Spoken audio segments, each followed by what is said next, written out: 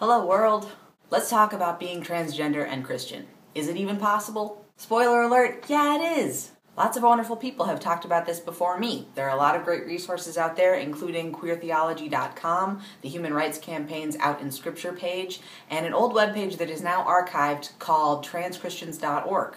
There are also some great videos on YouTube, including Integra TV's documentary Voices of Witness Out of the Box, which tells stories of trans people and their faith. I'm sticking all these resources down in the description below in case you haven't seen them yet or want to check them out. I'm a transgender person of faith, and when I was first coming to grips with my gender identity and I started Googling transgender and Christian, I found a lot of stuff. Some of it great, like the stuff I just mentioned.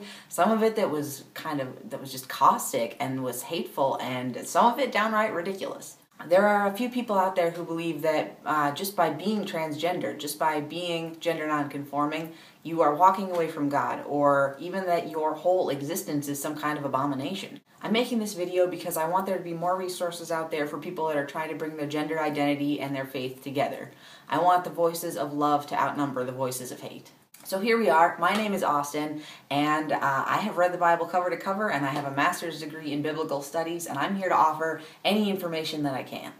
Each of the videos in this series we're starting now is going to cover one Bible verse or one concept that has to do with gender identity or has been used to condemn various gender identities in the past.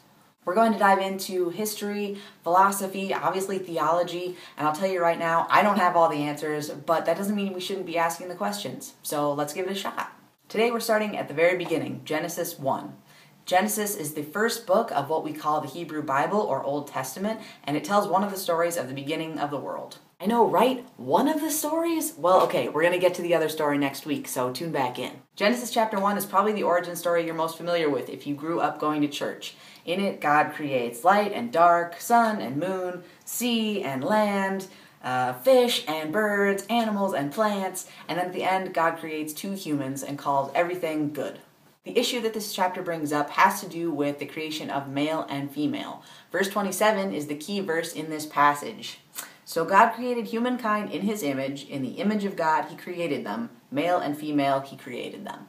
Some people take this to mean that your physical sex, your reproductive organs, your chromosomes, your hormones, they're actually part of God's image, and so they shouldn't be messed with. They might say that male and female are made in God's image, and so if you were born and the doctor took a look at your reproductive organs when you were a baby and you were born and said, this person is male, then you shouldn't mess with that, and you'll always be male because that's part of God's image in you. I and many others argue that physical sex can't possibly be what this verse is referring to since God doesn't have a physical body. Maybe what this actually means is that our spirits are created in God's image because we are, after all, creative and loving, and we sacrifice for those we love and those that we don't love sometimes, and those are all integral parts of who God is.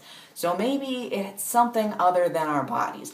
We'll never know, probably, what this verse actually meant, but there are lots of people that argue that this is not about your physical sex.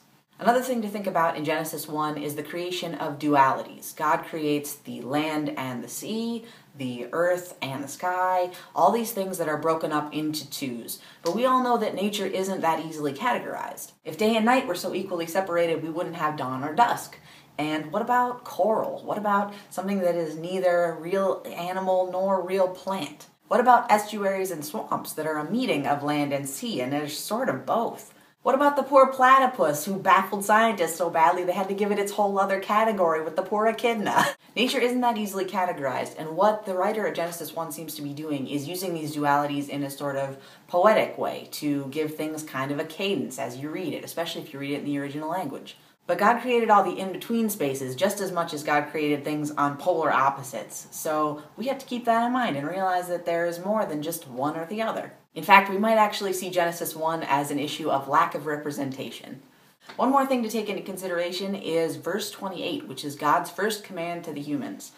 God blessed them, and God said to them, "Be fruitful and multiply, and fill the earth and subdue it, and have dominion over the fish of the sea, and over the birds of the air, and over every living thing that moves upon the earth."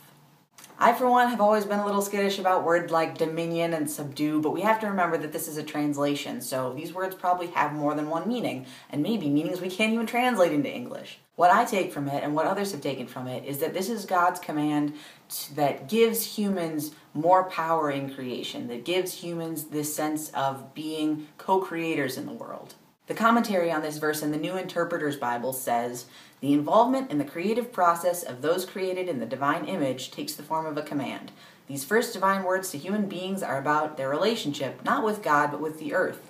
They constitute a sharing of the exercise of power or dominion. From the beginning, God chooses not to be the only one who has ever exercised creative power.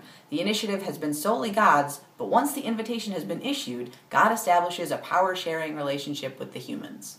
And if we are supposed to act for good in our world, not on par with God, but as stewards of creation, then we are also empowered to act freely for good in the co-creation of our body as transgender people of faith. We might see ourselves and others as continuations of God's creation in the world, as people who can use the tools that God gives us to become more truly ourselves, more truly who God calls us to be. Tune in next week and subscribe for a chat about Genesis 2. I hope this has been helpful, and feel free to leave comments down below. Peace, everybody.